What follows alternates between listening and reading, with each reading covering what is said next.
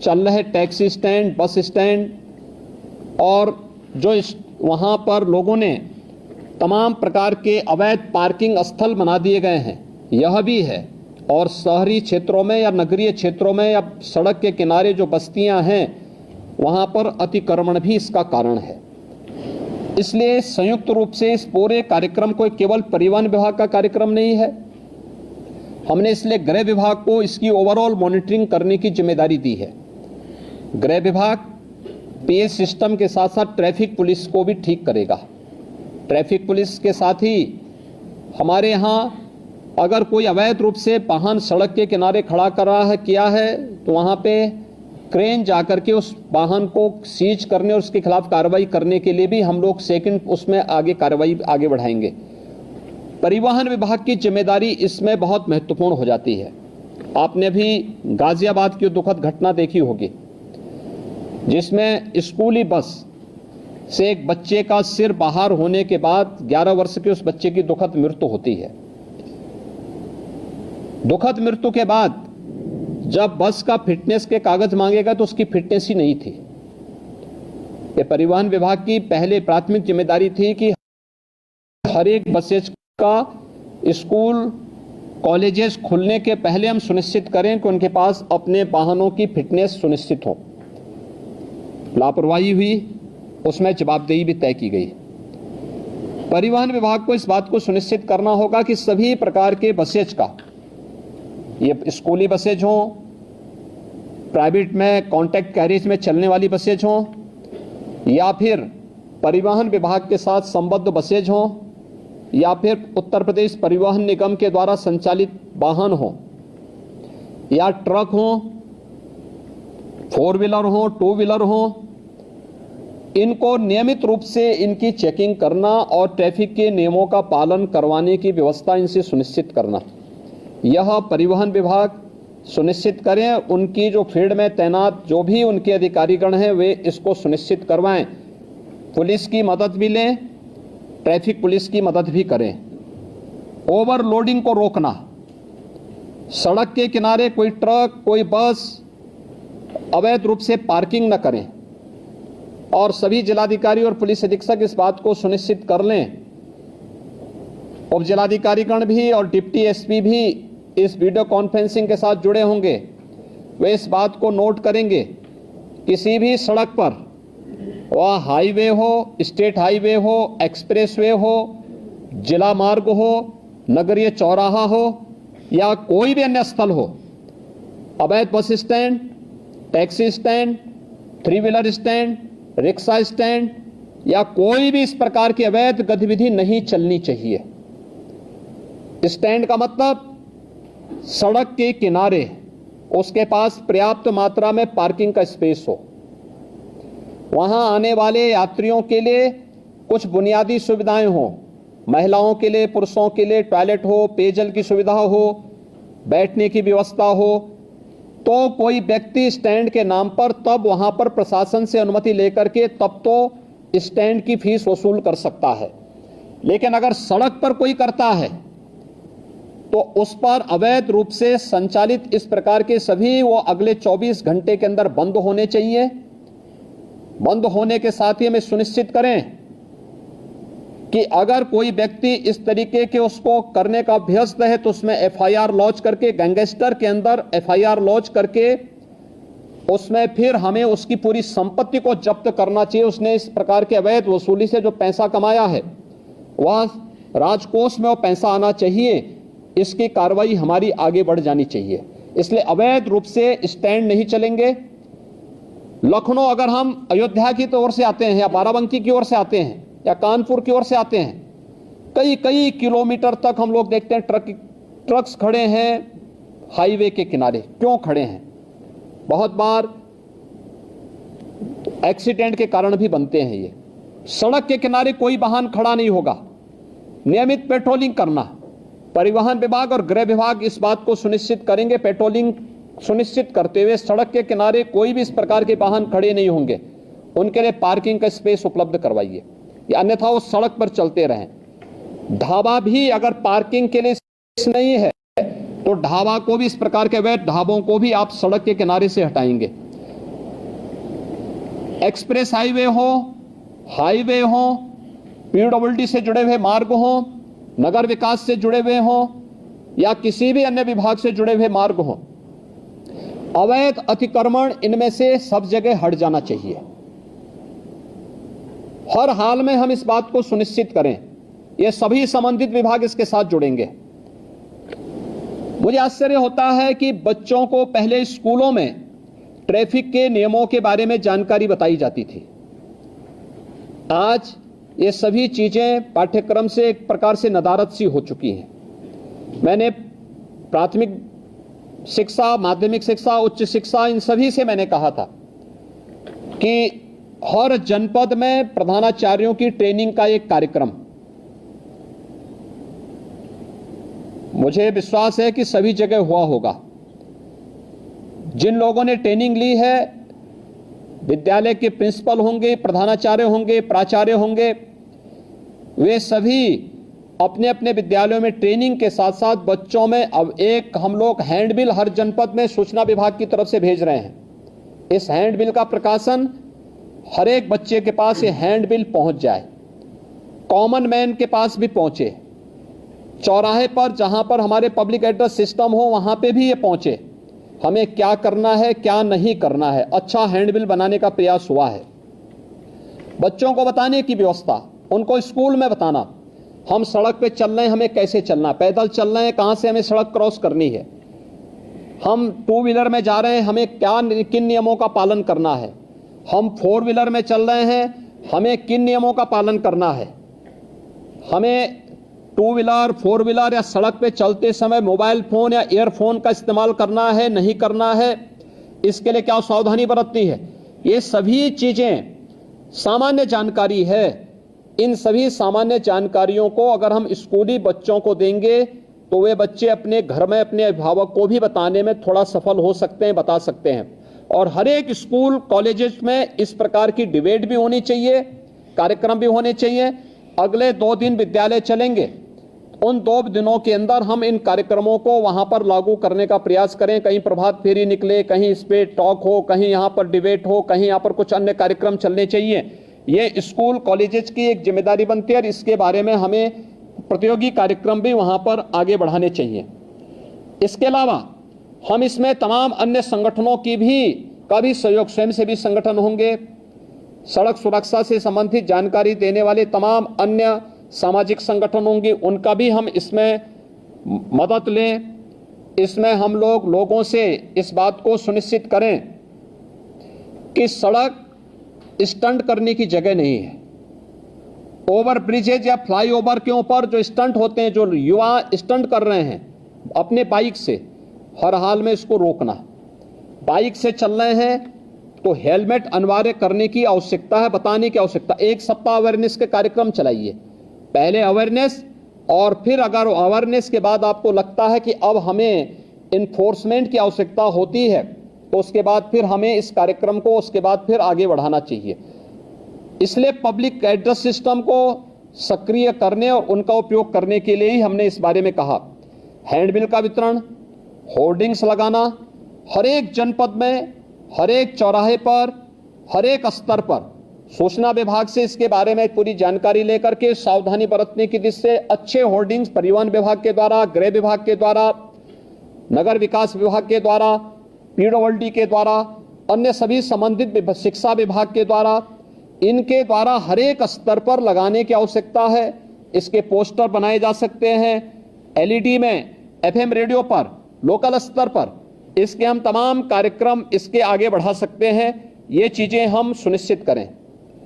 परिवहन विभाग इस बात को सुनिश्चित करें कि जो वह ड्राइविंग लाइसेंस देते हैं हम ऑनलाइन तो दें, लेकिन इस बात को सुनिश्चित करें कि ट्रैक पर भी हम उनकी एक बार देखें कि वह इस योग्य है कि नहीं है कि हम उसे ड्राइविंग लाइसेंस दे सकें। अन्यथा खैरात के भाव बांटने की वो बंद करिए और आरटीओ के कार्यालय दलालों से मुक्त हो, किसी भी प्रकार की दलाली की गतिविधि वहां न चले। इस बात को भी हर एक जनपद में जिलाधिकारी और पुलिस अधीक्षक की टीम सुनिश्चित करें। ओवरलोडिंग को रोकने की कार्रवाई, जहां से ओवरलोडिंग हो रही है उसी केंद्र पर रोकना। ऐसा नहीं कि आप सड़क पे लेके आ रहे हैं और सड़क पर लेकर आने के बाद फिर सड़क पर अवैध रूप से जाम लग रहा है, लंबा जाम में लोगों को फंसना पड़ रहा है। जहां से हो रहा है वहां से आप बोलिए कि 5 टन की क्षमता है तो उसमें 15 टन नहीं जाएगा या 10 टन नहीं जाएगा। जितनी क्षमता होगी उसी हिसाब से आप उसको रिलैक्सेशन दे सकते हैं, लेकिन उससे ज्यादा नहीं। सड़कें खराब होती हैं और फिर उसके बाद जहां मर्जी आती है वहां वो अपना ट्रक और अपना वाहन खड़ा करके शेष अन्य लोगों के भी आना जाने को पूरी तरह बाधित करते हैं। अच्छा होगा जिस दिन स्कूल कॉलेजेस बंद होंगे उस दिन हम अभिभावकों के साथ भी इस प्रकार की चर्चा करें, सड़क सुरक्षा पे चर्चा करें कि आप अपने पाल्य को लेके स्कूल आ रहे हैं तो कम से कम हेलमेट पहन करके आए। बाइक से आ रहे हैं हेलमेट पहन के आए, 4 व्हीलर से आ रहे हैं तो सीट बेल्ट को लगा करके आए। बच्चे को सड़क सुरक्षा के बारे में, कहां से सड़क क्रॉस करनी है इसके बारे में जानकारी दें। ऐसा नहीं कि कहीं भी वो क्रॉस कर रहा है और बिना देखे चल रहा है, चपेटे में आएगा तो उसके बाद फिर बोलने की आवश्यकता नहीं। इन चीजों को हम उसके बारे में देखें। सड़क सुधार से संबंधित जो अन्य मामले हैं जिसमें लोक पीडब्ल्यूडी का है, एनएच का है, एनएचईआई है, यूपीडा है, ईडा है, इसमें ब्लैक स्पॉट को सुधारने की कार्रवाई। ब्लैक स्पॉट के बारे में हम लगातार कहते रहे हैं। साइनेजेज कहां पे हमें लगाने, पहले सड़कों पर वाहन कम थे, हर एक जगह लगाया जाता था।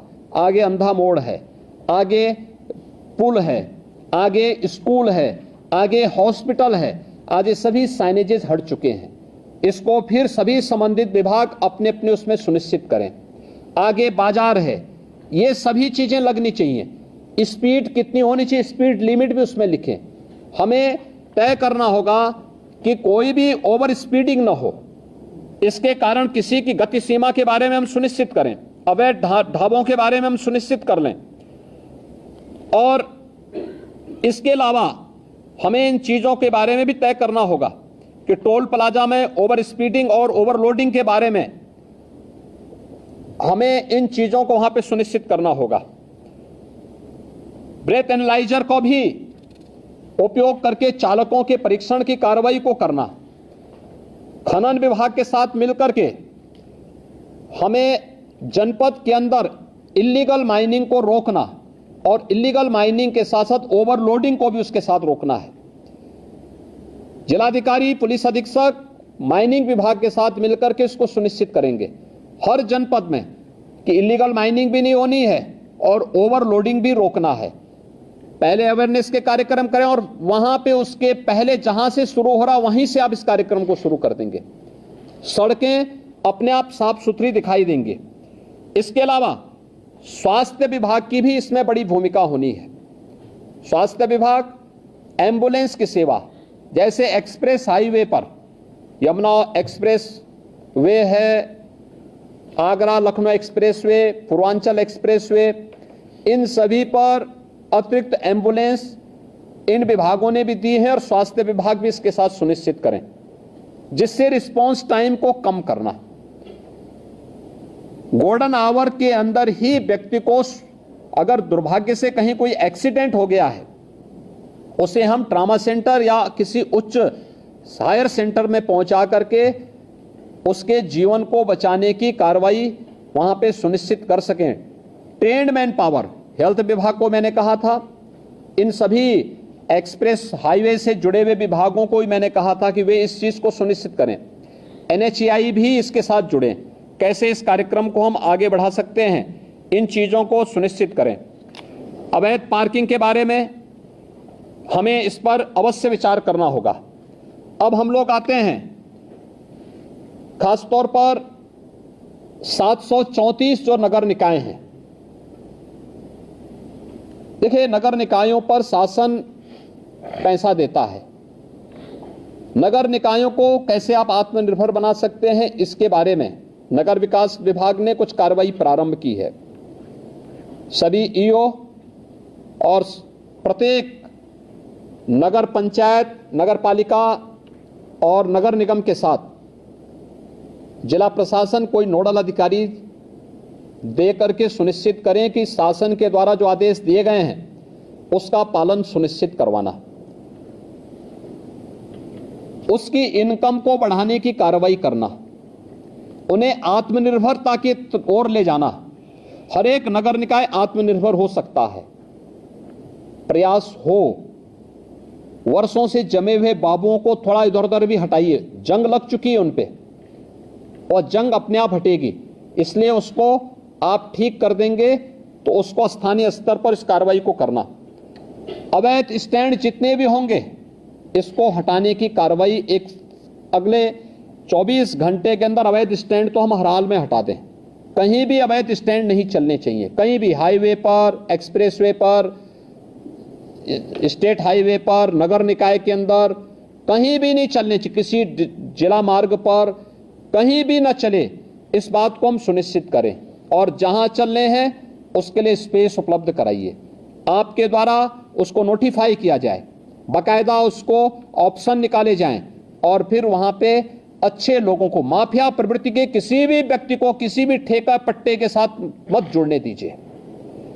एक भी माफिया जुड़ेगा उसका पूरा गैंग फिर वहां पर अनैतिक और अवैध गतिविधियों का अड्डा बना देगा। हर एक माफिया की कमर तोड़ डालिए, कोई भी अवैध और अनैतिक गतिविधि उसको मत संचालित करने दीजिए। उसकी आर्थिक स्थिति अगर मजबूत होगी तो आपका जीना हराम कर देगा। उसकी आर्थिक गतिविधि को पूरी तरह ब्लॉक कर देना। और ये जितने भी अवैध स्टैंड चल रहे हैं, डग्गा मार बसें चल रही हैं, ओवर लोडिंग का कार्य चला, इसमें माफिया ग्रुप अभी भी हावी है। इसको रोकना, हर एक हाल में रोकना। मंत्री समूह जून प्रथम सप्ताह में हर जनपद में जाएगा। फिर से मैं भी हर जनपद में जाऊंगा, मेरे पास भी अनेक हर जनपद की रिपोर्ट प्रतिदिन आती है। उस समय मेरे पास किसी भी जनपद से कोई नकारात्मक रिपोर्ट नहीं दिखनी चाहिए और इस बात को सुनिश्चित करना है। दूसरा, नगरीय क्षेत्रों में निराश्रित गोवंश या आवारा कुत्तों को संरक्षित करके सड़क से बाहर करना, यह नगर निकाय की प्राथमिक जिम्मेदारियों में आती है। नगर निकायों ने अपनी जिम्मेदारी नहीं समझी है और इसको समझना होगा। सड़कों पर गोवंश न रहे, इसके लिए कान्हा ओपन की व्यवस्था करना हो, पीपीपी मोड पर कोई कार्यक्रम चलाना हो, जितने भी आवारा कुत्ते हैं सड़कों पर घूमते हैं अन्य, उसके बारे में व्यवस्था देना। हम ये भी सुनिश्चित करें कि तमाम लोग घर में भी अपना पालतू कुत्ता रखते हैं, हम सुनिश्चित करें कि वे सफाई साफ ठीक करना। समय पे स्ट्रीट लाइट जुड़े, ऑटो मोड पर रहे, सुबह होते ही अपने आप बंद हो, एक ऑटो मोड पर उसको चलाएं और साफ सफाई की व्यवस्था सुनिश्चित करना। नगरीय क्षेत्रों में यह साफ सफाई दिखनी चाहिए, पॉलीथीन फ्री होना चाहिए, कोई पॉलीथीन का उपयोग न हो। आधी समस्या मुझे याद है, जब प्लास्टिक लोग उपयोग करते थे, किसी भी नगर में हम सफाई कितनी भी कर लें, हवा का एक झोंका आता था, उतना ही कचरा फिर से दिखाई देने लगता था। प्लास्टिक फ्री होने के बाद सड़कें अब साफ सफाई दिखने लग गई हैं, लेकिन जहां पे प्लास्टिक को अभी भी बैन नहीं किया गया है वहीं पर यह समस्या आती है, कचरे की समस्या वहीं आती है, गंदगी की समस्या वहीं आती है। प्लास्टिक हर हाल में बैन किया गया है, उसको कतई आप लोग अलाउ मत होने दीजिए। हर नगर निकाय वहां का जिस उप जिलाधिकारी के अधीन आ रहा है वो उप जिलाधिकारी, वहां के डिप्टी एसपी, जिलाधिकारी और पुलिस अधीक्षक इस बात को सुनिश्चित करेंगे कि इसको हम लोग किसी भी स्थिति में वहां पे नहीं चलने देंगे और उसको वहां से हटाएं और साफ सफाई की व्यवस्था सुनिश्चित करें। आईटीएमएस 17 के 17 नगर निकाय जो नगर निगम हमारे हैं, इसमें आईटीएमएस 10 में स्मार्ट सिटी मिशन के अंतर्गत है तो बन चुका है या बन रहा है, शेष 7 में राज्य सरकार, राज्य शासन की ओर से, नगर विकास की ओर से आईटीएमएस बनना है।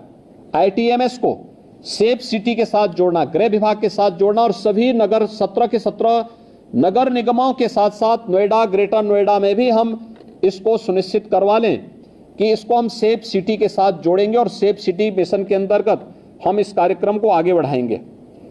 हम जो सिटी के अंदर होर्डिंग लगाते हैं, बेतरतीब होर्डिंग बंद करवाइए। देखिए, स्मार्ट सिटी मिशन की एक शर्त है ये कि बेतरतीब होर्डिंग हटनी चाहिए और हमें हर हाल में इसको सुनिश्चित करना होगा। हर एक नगर निकाय के अंदर हम इसको सिस्टम के साथ जोड़ें। हम वहां पर इस बात को सुनिश्चित करें कि कहां पे हमारी होर्डिंग लगनी है, कहां पे हम लोग उसको स्क्रीन के साथ जोड़ सकते हैं, कहां पर हम उसको अन्य उसके साथ जोड़ सकते हैं, जिससे नगर के अंदर घुसते ही अच्छा दिखाई दे। कोई भी नगर निकाय ऐसा होना चाहिए जो आपका वहां की स्वच्छता ही वहां का पहला प्रतीक बन जाए। नगर निकाय के कार्यालय, वहां का भवन उस पूरे नगर निकाय के बारे में एक जानकारी दे सके, इसलिए उस पर ध्यान देना, उन वहां को जोड़ने वाली सड़कों को ठीक रखना, उसके सुंदरीकरण की प्लानिंग करना, उसको बेहतर तरीके से आगे बढ़ाना, जेब्रा क्रॉसिंग के निर्माण की कार्रवाई को सुनिश्चित करना। पूरे स्टेट के अंदर हमें सुनिश्चित करें, और खासतौर पर नगर निकाय के अंदर उससे जुड़े हुए अन्य मार्गों पर भी, कि जो हमारे स्पीड ब्रेकर बनते हैं सड़कों पर, एक कमर तोड़ू न बनाए, एक टेबल टॉप स्पीड ब्रेकर बने। अगर कोई बीमार व्यक्ति है उसको भी परेशानी नहीं होगी, लेकिन साथ साथ हम अगर मार्किंग करते हैं वहां पर तो स्पीड अपने आप लिमिट हो जाती है। लेकिन जब वह कमर तोड़ू बनाते हैं तो कोई बीमार व्यक्ति जा रहा है उसके लिए बड़ा, या कोई बच्चा है, कोई गर्भवती महिला है, उसके लिए खतरनाक हो सकता है।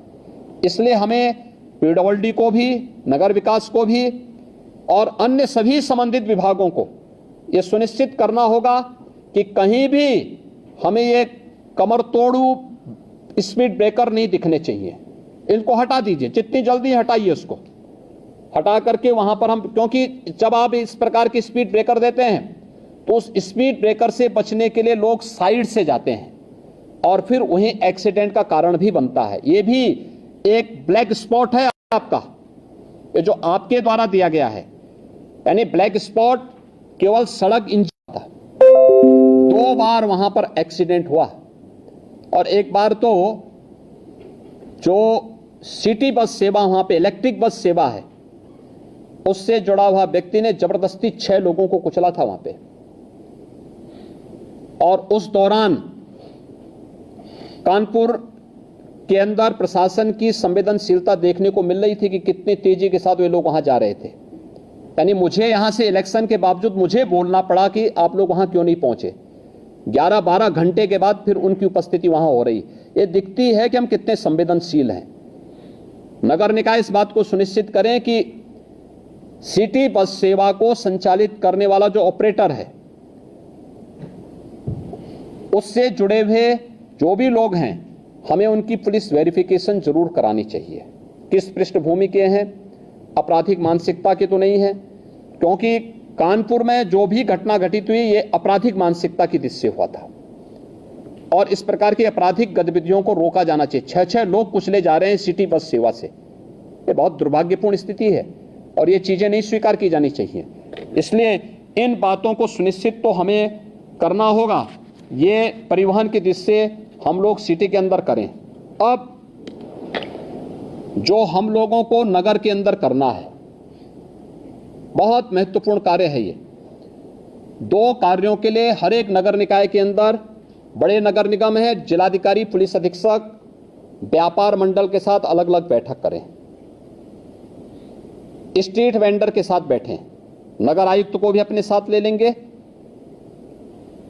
एडीएम सिटी होंगे, सिटी मजिस्ट्रेट होंगे, एसपी सिटी होंगे, इनको भी अपने साथ ले लेंगे और इनके साथ बैठक करके, अलग अलग क्रम में बैठक करके हमें सुनिश्चित करें कि कोई भी व्यापारिक प्रतिष्ठान सिटी के अंदर अपनी परमिसेस के अंदर ही रहेगा, उससे बाहर न हो। सड़कें खाली दिखनी चाहिए। सड़क में लोग अपना अंदर का सामान सड़क पे रख करके नहीं बेचेंगे, किसी को भी हम सुनिश्चित करवाएंगे। और अपनी परमिसेस में रह करके हम पहले बातचीत करें, संवाद बनाएंगे।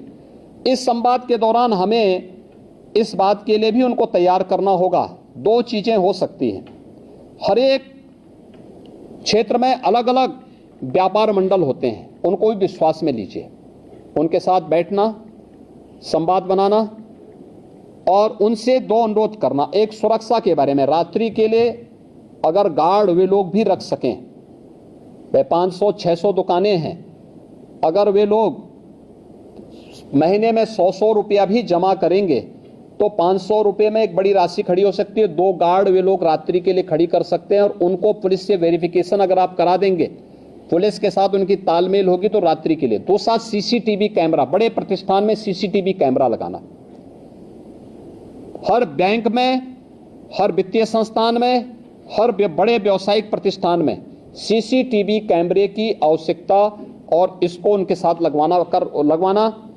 दूसरा, व्यापारिक गतिविधि अपने प्रेमिसेस के अंदर ही होगा, बाहर सड़क पे नहीं। सड़क में सामान फेंक करके, फैला करके लोग जो बेचते हैं, इसको हर हाल में अगले 1 सप्ताह के अंदर हमें इसे समेटना होगा और वे अपने प्रेमिसेस के अंदर करेंगे। पार्किंग की व्यवस्था सुनिश्चित करना हर एक जगह। सड़कों पर पार्किंग ना हो, 2 व्हीलर 4 व्हीलर या बसेज खड़ी करने की जो परंपरा है इसको रोकें। कॉमन मैन को चलने के लिए सड़क आप दीजिए। दूसरा, स्ट्रीट वेंडर के साथ संवाद बनाना। जितने स्ट्रीट वेंडर हैं प्रदेश के अंदर, हमने लगभग 8 लाख स्ट्रीट वेंडर ऐसे हैं जिस स्ट्रीट वेंडर को हम लोगों ने पीएम स्वनिधि की योजना के अंतर्गत जोड़ा है। मेरा मानना है प्रदेश के अंदर स्ट्रीट वेंडर की संख्या लगभग 15 लाख से के आसपास है। ये सभी स्ट्रीट वेंडर के साथ बैठना, अलग अलग मार्केट में अलग अलग स्ट्रीट वेंडर का ग्रुप काम करता है। कोई रेलवे स्टेशन के पास करता है, कुछ बस स्टैंड के पास काम करता है, कोई अन्य जगह काम करता है। इन स्ट्रीट वेंडर के साथ भी बैठने की व्यवस्था करना और स्ट्रीट वेंडर के साथ बैठक करके इनके व्यवस्थित पुनर्वास को सुनिश्चित करना। मैंने पहले भी कहा था, हर एक स्ट्रीट वेंडर का रजिस्ट्रेशन आप सुनिश्चित करवा दीजिए। हर एक स्ट्रीट वेंडर का अगर रजिस्ट्रेशन है तो उसका व्यवस्थित पुनर्वास भी करना। व्यवस्थित पुनर्वास, नगर निकाय की तमाम लैंड खाली पड़ी होंगी, वहां पर आप ले जाइए और वहां पर उन लोगों को सुनिश्चित करिए। सड़क के किनारे न हो, पटरी के किनारे न हो, नाली के किनारे कुछ भी नहीं होना चाहिए। मैं देख रहा हूं बहुत सारे नगर निकायों में बाहर से आने वाले तमाम लोगों ने डेरा जमा लिया है। उन्होंने झोपड़ी बना ली है नालियों के ऊपर और वहां पर अवैध रूप से वे लोग रह रहे हैं और उसमें से बहुत सारे लोग तो अवैध गतिविधियों में भी लिप्त हैं। खासतौर पर जो डकैती की घटनाएं होती हैं, याद करिए अभी हम लोगों ने लखनऊ में 2 वर्ष पहले जो रैकेट पकड़ा था वो रैकेट था बांग्लादेश का और वही लखनऊ में डकैती डाला था। लखनऊ के बाद फिर अलीगढ़ में डाला था, अलीगढ़ के बाद फिर उसका हाथरस में फोन उसका हमारे सर्विलांस में आ गया था और फिर उसका एक व्यक्ति, उसके साथ का एक व्यक्ति बांग्लादेश वापस भी पहुंच गया था। यानी 3 जगह हत्या करके डकैती डालने के बाद उनमें से एक व्यक्ति बांग्लादेश पहुंच गया, एक व्यक्ति बाद में हमारे हत्थे भी चढ़ा था। यानी ये चीजें दिखती हैं कि हम लोग कैसे आंखें बंद करके चलते हैं। सड़क के किनारे कौन डाल रहा है झोपड़ी, कोई पता नहीं होता हम लोगों को। लोकल स्तर पर जवाबदेही सुनिश्चित करें। नगर निकाय अपना एक अधिकारी तैनात करें और पुलिस की जो लोकल पुलिस है, लोकल थाना, उसकी जवाबदेही सुनिश्चित करें। एक बार अतिक्रमण हट गया है, व्यवस्थित पुनर्वास हो गया, दोबारा अगर कोई झोपड़ी डाल रहा है, दोबारा कोई वहां पे अतिक्रमण कर रहा है, उसी समय उसके खिलाफ कार्रवाई सुनिश्चित करिए। जो व्यक्ति पुलिस का हो, नगर निकाय का हो, उस क्षेत्र में स्वच्छता के साथ जुड़ा होगा या उस क्षेत्र का इंस्पेक्टर होगा, कोई तो सुपरवाइजर होगा, कोई तो होगा। ऐसा तो है नहीं कि नगर निकाय इतना बड़ा उसके पास मैन पावर है और उसका कोई व्यक्ति सुपरविजन करने वाला नहीं है। यह हम सुनिश्चित करें कि कोई भी व्यक्ति फिर से वहां पर वो न करने पाए। यह अवैध गतिविधियों का केंद्र बिंदु नगर निकाय के किनारे, सड़क के किनारे झोपड़ी डाल करके दिन भर वहां पर लोग अपनी तमाम गतिविधियों को संचालित कर रहे हैं, ये कतई नहीं हो सकता। और संवाद बना करके जो पहले से चले आ रहे स्ट्रीट वेंडर हैं, संवाद बनाइए और फिर उनको 2, 3, 4 स्थान दिखाइए। तमाम स्पेस हैं आपके पास, उन स्पेस में से किसी एक जगह व्यवस्थित पुनर्वास करिए। उनके लिए छोटे छोटे अगर आप लोग वहां पे दुकानें बना सकते हैं, कुछ अच्छे मॉडल खड़ा कर सकते हैं, उनको एक निश्चित किराए के साथ महीने में आप 50 रुपये 100 रुपये नगर निकाय की इनकम भी बढ़ेगी, सफाई कर्मी दे दीजिए और वे व्यवस्थित रूप से वहां बसेंगे। सब्जी मंडी है या कोई भी इस प्रकार की मंडी है, उसको भी व्यवस्थित रूप से करना, सफाई के साथ जोड़ना, एक सिस्टम के साथ जोड़ना, अपनी परमिसेस में ही उसकी अनुमति देना। कहीं ट्रांसपोर्ट नगर है, ट्रांसपोर्ट नगर जहां है वहीं से ट्रांसपोर्ट की गतिविधि हो। सिटी के अंदर कब आना है, कब उन्हें अपलोड करना है, कब डाउनलोड करना है, इन सभी चीजों को एक निश्चय उसके साथ आप बना करके तय करें और संवाद बना करके तय करें। व्यापार मंडल को विश्वास में लीजिए, चैम्बर ऑफ इंडस्ट्रीज को लीजिए, चैम्बर ऑफ ट्रेडर्स को विश्वास में लीजिए, स्ट्रीट वेंडर को व्यवस्थित पुनर्वास के लिए उनको विश्वास में लीजिए और देखना चाहिए कि अगले 15 दिन के अंदर प्रदेश के अंदर कोई भी नगर निकाय के अंदर हम जाएं, कोई माननीय मंत्री जाएं तो साफ सुथरा दिखना चाहिए, एक सिस्टम दिखना चाहिए, स्वतःस्फूर्त भाव के साथ गतिविधियां चलती हुई दिखाई देनी चाहिए। स्मार्ट सिटी के पीछे प्रधानमंत्री जी की जो मंशा है कि हमारी सिटी कैसे दिखनी चाहिए, उस प्रकार की मंशा को आप वहां पे पूरा कर सकते हैं। और इसको लागू करने के लिए आज मैंने ये वीडियो कॉन्फ्रेंसिंग में आप सबको बुलाया है और इसमें हर एक स्तर के अधिकारी की जवाबदेही सुनिश्चित होगी, इस बात को सुनिश्चित करेंगे। एक जो मामला मेरे पास आ रहा है जो बहुत गंभीर मामला है, इसको आप सुनिश्चित करेंगे।